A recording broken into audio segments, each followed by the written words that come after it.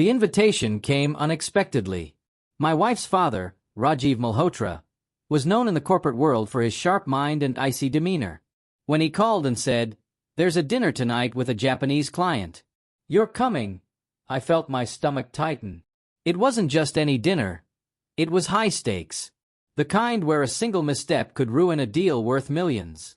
I had prepared to stay quiet, to observe, to let my silence speak more than words ever could.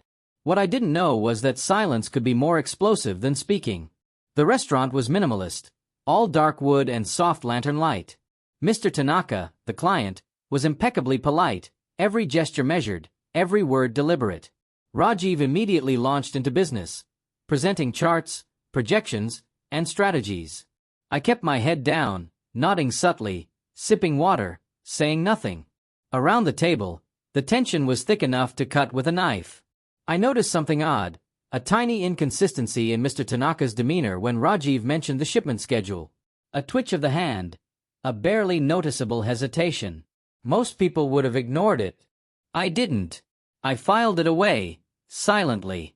As appetizers arrived, Rajiv started to boast about the reliability of his suppliers. I stayed quiet, but my mind was working fast. That hesitation from Mr. Tanaka, it wasn't nervousness. It was a warning. He had noticed something I hadn't yet confirmed, and now he was watching me, measuring my reaction. I sipped my tea calmly, pretending to admire the plating, while quietly glancing at his notes. That's when I saw it. The invoice numbers didn't match the shipment logs. Not just a small mistake. Someone had been manipulating numbers for months. A chill ran down my spine. The conversation turned to potential expansion in Japan.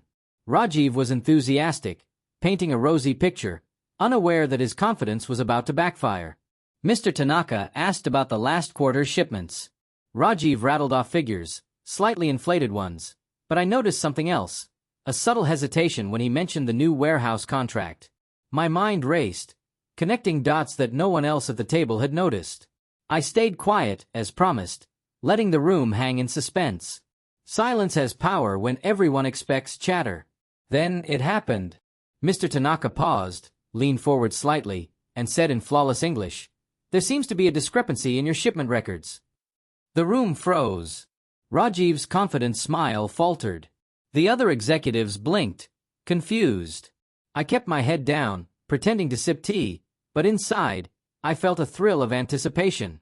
Rajiv looked at me for a hint of reassurance. I gave none. I let him sweat.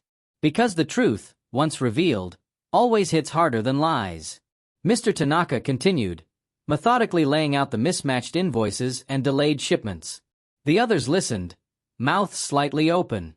Rajiv tried to explain, but his words stumbled over each other. And then came the twist. Mr. Tanaka didn't accuse Rajiv. He turned his gaze to me. "And you noticed this discrepancy, yes?" My silence, which had seemed passive, now became the proof he needed. He smiled faintly.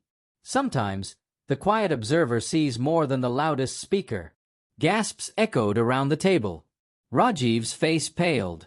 The room realized that I had been the one connecting the dots all along. By the end of the dinner, Mr. Tanaka proposed a revised contract, one that secured both our companies but exposed internal fraud. Rajiv was humbled, muttering apologies, while I remained silent, letting the outcome speak louder than any words. As we left the restaurant, Rajiv placed a hand on my shoulder, his eyes both frustrated and proud. "I underestimated you," he said quietly. I only nodded. Silence had been my ally. And sometimes, staying quiet doesn't mean you're powerless. It means you're waiting for the right moment to let the truth hit, hard enough to shock everyone.